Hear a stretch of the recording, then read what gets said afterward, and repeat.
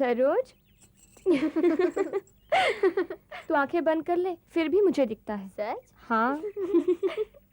इतनी ध्यान से क्या देख रही थी आकाश में? कितने सारे रंग है ना। अभी कुछ ही देर पहले कैसी काली रात थी। वो तो होगा ही, रात के बाद भोर और भोर के बाद सुबह। हाँ वो तो है, फिर भी कैसा कैसा लगता है ना। तुम तो बिल्कुल अपने देवर की तरह बातें करती हो। ये देवर क्या है रे? मैंने शादी करके अपने सखी के सखा को खो दिया है क्या? अच्छा, देवर को देवर नहीं कहेगी तो और क्या कहेगी? तू खुद ही जाकर पूछ तो, उन्हें क्या पसंद है। पर पूछू कब कुसुम दीदी? आजकल उनसे मिलना ही कहाँ होता है। अच्छा, तो मैं ही उनसे पूछ लूंगी। सोचा था इस घर में आने पर नाटक और कविताओं को लेकर कितनी बातें होंगी, लेकिन आज तक तो ऐसा मौका आया ही नहीं। सुना है आजकल वो नील दर्पण के मामले को लेकर बहुत व्यस्त हैं। कैसा मामला दीदी? तुम्हें पता नहीं, फादर लॉन्ग पर साहबों ने केस किया है नील दर्पण छापने के लिए। तुम ये सब कहाँ से सुनती हो? अखबारों से। तुम नहीं पढ़ती? रात को अपने उन्हीं से पूछ लेना। पूछूंगी।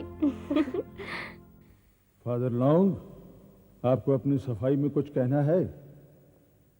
अपने विवेक के अनुसार मुझे जो भी करना चाहिए था मैंने वही किया है, और उसके लिए जो भी सजा होगी मैं उसे सहर्ष स्वीकार करूंगा।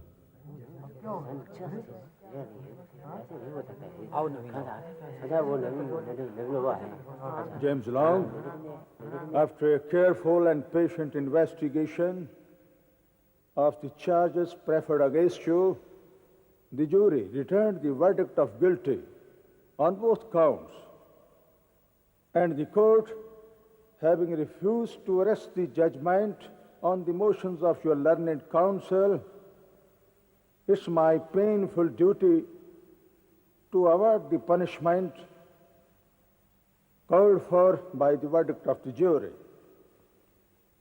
The sentence of the court is that you pay a fine of rupees 1,000 to our sovereign lady the Queen, and that you be imprisoned in a common jail for 1 calendar month, and be further imprisoned until the fine is paid.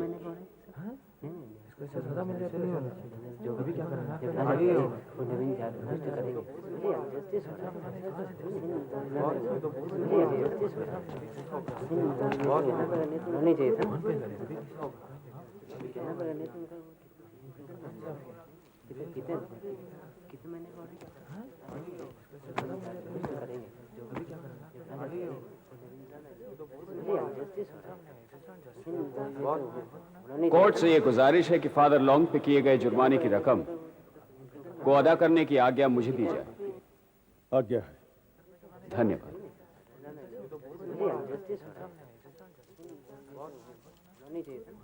ये लीजिए। नवीन बाबू की जय, नवीन बाबू की जय, नवीन बाबू की जय, नवीन बाबू की जय।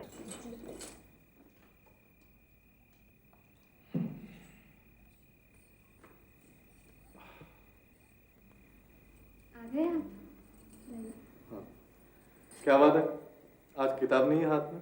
नहीं, आज सोचा आपसे कविता सुनूंगी। सुना है आप कालिदास के बड़े भक्त हैं। नहीं, हूं नहीं, था। क्यों, अब क्या हुआ? नहीं हुआ तो कुछ भी नहीं, लेकिन कहते हैं ना, बदलती परिस्थिति के साथ साथ मंत्र भी बदल जाते हैं। आज तुम्हें कालिदास की तरह एक महान अंग्रेज कवि की कविता सुनाता हूं। कालिदास ने जैसे मेघ को दूध बनाकर मेघदूत की रचना की है, वैसे ही शैली ने हवा को अपना उद्देश्य मानकर अपना काव्य लिखा। बहुत बड़े कवि थे पी शैली, लेकिन बहुत छोटी उम्र में गुजर गए। और मजे की बात यह है कुसुम कि वो कभी भारतवर्ष आए ही नहीं, लेकिन यहां के सुगंधित पवन को कितना प्यार करते थे। I arise from dreams of thee, like first sweet sleep of night, when the winds are breathing low and the stars are burning bright. I arise from dreams of thee, and a spirit in my feet hath led me, who knows how, to my chamber window sweet. The wandering airs they faint on the dark, the silent stream. The champak odors fail, like sweet thoughts in a dream. ये चंपक यानी हमारे यहाँ का चंपा का फूल। हमारे Hindu college में एक professor थे, रिचर्डसन। वो चंपक का उच्चारण कैसे करते थे मालूम? चंपक। मैंने उनसे पूछा था एक दिन कि आप चंपक का उच्चारण चंपक ऐसे क्यों करते हैं? तो मेरा मित्र खड़ा हुआ, मधु। तुम तो जानती हो उसे, मधुसूदन दत्त, साहबों का भी साहब। माइकल मधुसूदन दत्त। उसने खड़े होकर कहा कि अंग्रेजी बोलते समय अगर हिंदी शब्द आए तो उनका उच्चारण भी अंग्रेजी ढंग से करना चाहिए। वो मुझे क्या कह कर पुकारता था मालूम? गंगा नहीं, गैंजेस।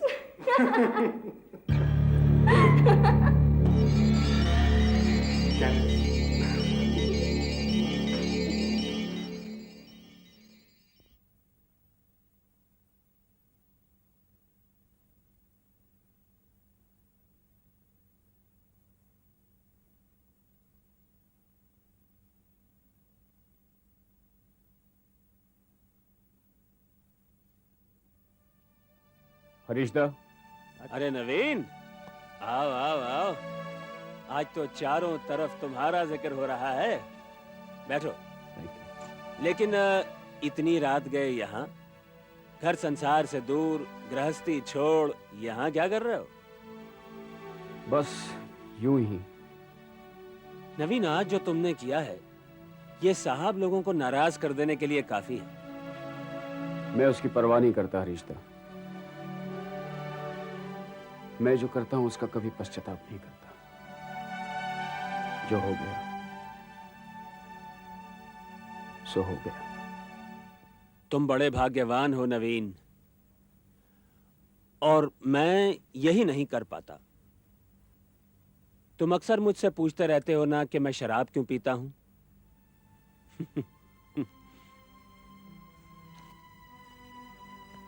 जानते हो, दिन भर काम करने के बाद शाम होते ही ये जो मेरा मैं है ना, क्या करता है, कहां जाता है, कुछ ठीक नहीं रहता। वो तो मुझे भी होता है हरीशदा।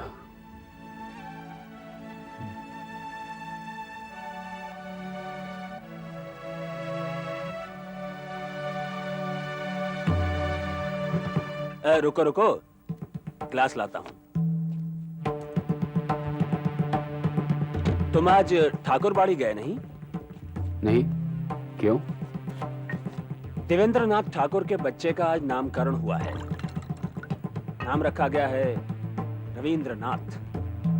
मैं सभी नवजन्म सेलिब्रेट करता हूं। पता नहीं कौन कब जन्म लेगा। इतने लोगों की जरूरत है इस देश को।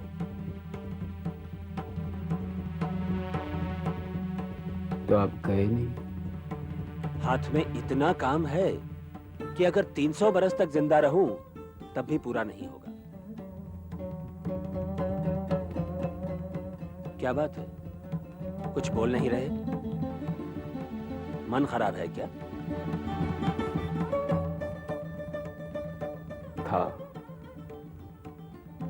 था रिश्ता, अब नहीं है। जानते हो नवीन, इस पेपर को जोर जिहाद से चलाते जाना होगा। मैं अकेला कर नहीं पा रहा हूं, तुम्हारा सहयोग चाहिए। मैं आपके साथ हूं रिश्ता। I am with you. एक और हो जाए इसी बात पे। Towards a great partnership. जानती हो सरोज, बंकिम चंद्र खुल्ला के नए मजिस्ट्रेट होकर आए हैं। उनकी एक कविता मैंने संवाद प्रभाकर में पढ़ी थी। विश्वविद्यालय से उन्होंने ही सर्वप्रथम बीए पास किया था, इसीलिए उन्हें मजिस्ट्रेट बनाया गया। और पता है, खुलना के एक नीलकर साहब भी थे। उन्होंने हाथी की सूंड में मशाल रखकर गांव के गांव जला दिया था और बंदूक लेकर सब लोगों को डरा रहे थे, लेकिन बंकिम चंद्र ने खुद जाकर उन्हें गिरफ्तार करवाया। अच्छा, हाँ। आइए सखी के सखा, आज तो बड़ी देर कर दी आपने। आप ही की पत्रिका से मैं सरोज को बंकिम चंद्र के बारे में बता रही थी। आप इस समय मेरे कमरे में क्या कर रही हैं? ये क्या, आपने नशा किया है? ओ माँ, आप चले जाइए यहाँ से, कृपा कर चले जाइए यहाँ से आप।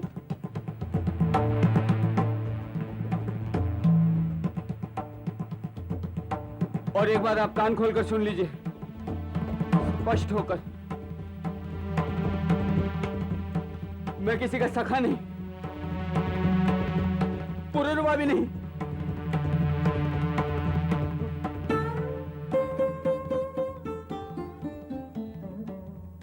और आप भी कोई उर्वशी नहीं। दीदी,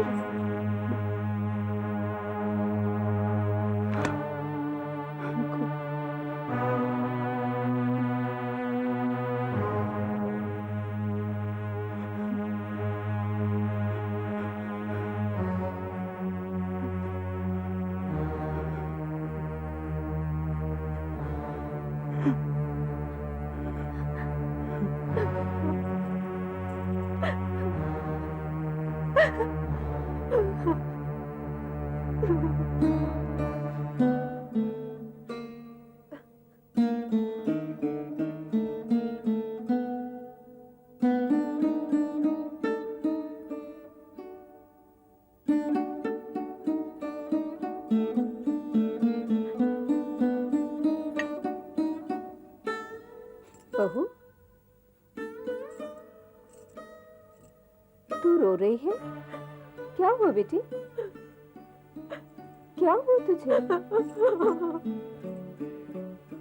नवीन ने कुछ कहा क्या?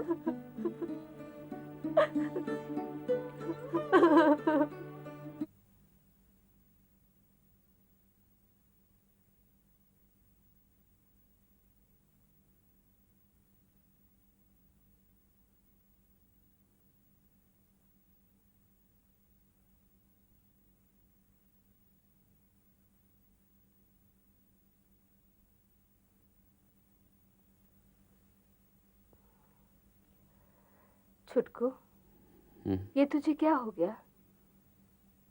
कुछ भी तो नहीं माँ। हाय रे किस्मत, तुझे भी ये रोग लग गया। जमींदार बाड़ी पे श्राप है ये। तुम बेकार में परेशान होती हो माँ, तुम जाओ। तू कोई और होता तो परेशान नहीं होती। कितनों को बर्बाद होते हुए देखा है मैंने, लेकिन लेकिन तू तो कितना अलग था। नहीं माँ, नहीं, मैं भी उसी नरक का कीड़ा हूं, उसी नरक का कीड़ा। मगर तुम चिंता मत करो माँ, मैं किसी का नुकसान नहीं करूंगा, किसी का नुकसान नहीं करूंगा। तू किस दोष के लिए अपने आप को इतना सजा दे रहा है? माँ, तुम जाओ माँ, तुम जाओ, तुम परेशान मत हो।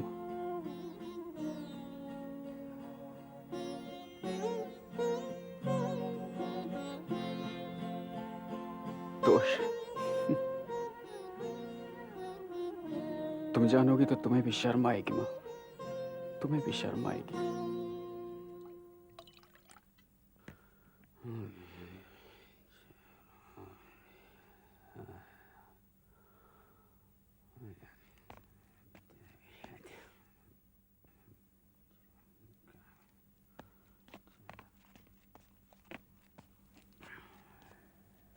नवीन, तुमने फिर से? भास्कर, क्या तुम लोग भी कोई उपदेश लाए हो क्या मेरे लिए? नवीन, वो हरीशदा। हरीशदा? क्या हो गया हरीशदा को? रात से ही उनके सीने में बहुत दर्द है। डॉक्टर भी बहुत डर गए हैं। हरीशदा तुमसे मिलना चाहते हैं। मगर रहने तो तुम अभी चल नहीं सकते। नहीं नहीं, मैं हरीशदा को मिलने कल अभी किसी समय जाऊंगा। चले चलना। नहीं, अभी जाऊंगा हरीशदा को नवीन, मिलने। कल किसी वक्त। चलो चलो चलो। अच्छा चलो, हरीशदा को संभाल के।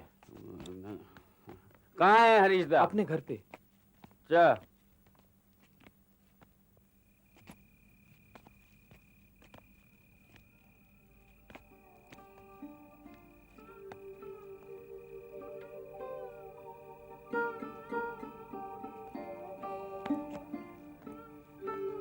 क्या हो गया हरीशदा को? बहुत नाजुक हालत है नवीन, कुछ कहा नहीं जा सकता।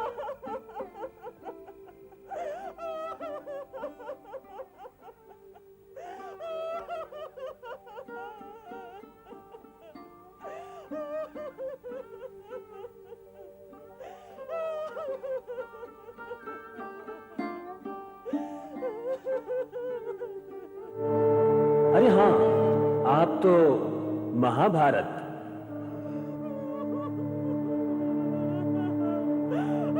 आप जमींदार हैं। जमींदारी में क्या हो रहा है पता है आपको?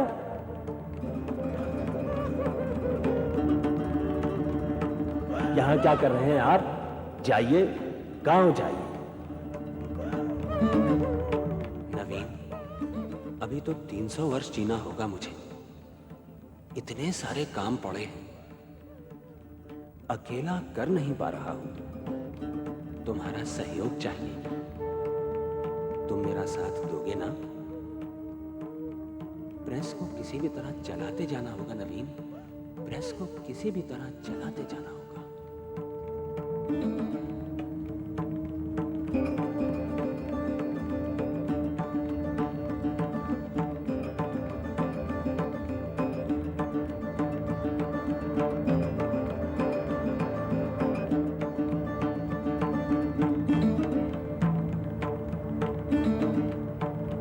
नवीन, अभी तो 300 वर्ष जीना होगा मुझे।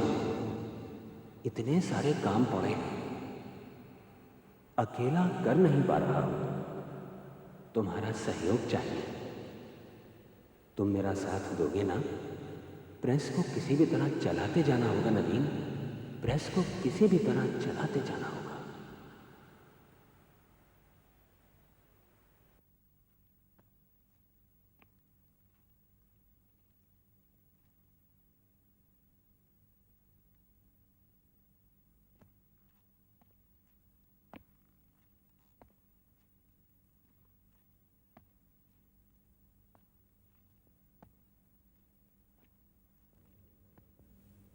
क्या शंभू? हरीशदा तो अब नहीं रहे। सरकार किसी भी समय इस प्रेस को जब्त कर सकती है। अगर कोई खरीद ले तो? अब इसे कौन खरीदेगा? पता नहीं प्रेस बंद हो जाने के बाद हरीशदा के परिवार का क्या होगा। अच्छा, इन मशीनों की कीमत क्या होगी? मशीनें तो बहुत पुरानी हो चुकी हैं, फिर भी 4-5 हजार रुपए तो मिल ही जाएंगे। शंभू, तुम एक काम करो। जी? हरीशदा की मां से कहो कि कागजात तैयार कर ले। मैं ये मशीन खरीद लेता हूं। ये तो बहुत अच्छा होगा।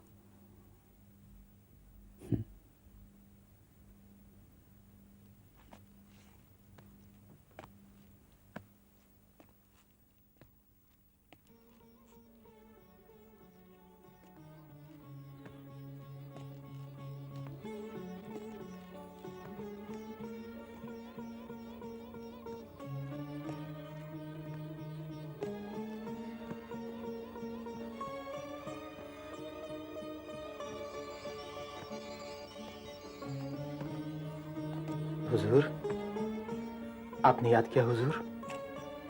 तुम लोग करते क्या हो? कुछ दिनों के लिए मैंने खोज खबर नहीं ली तो सिंह बाड़ी की संपत्ति बिकने लगी। वो बात क्या है हुजूर? गंगा बाबू तो कलकत्ता से बाहर चले गए और नवीन बाबू को एकाएक प्रेस खरीदने के लिए कुछ रुपयों की जरूरत आन पड़ी है, तो जमीन के कागजात लेके वो बाहर गए हैं। तुम जानते हो उसने कहा बेचा है? नहीं हुजूर। हाँ हाँ, ये तुम क्यों जानोगे? बंगाल क्लब जैसी बड़ी संपत्ति,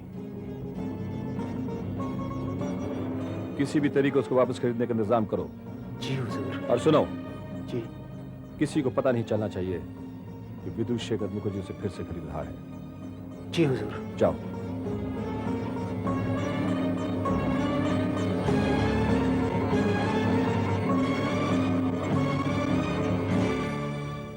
अभी तक मैं मरा नहीं।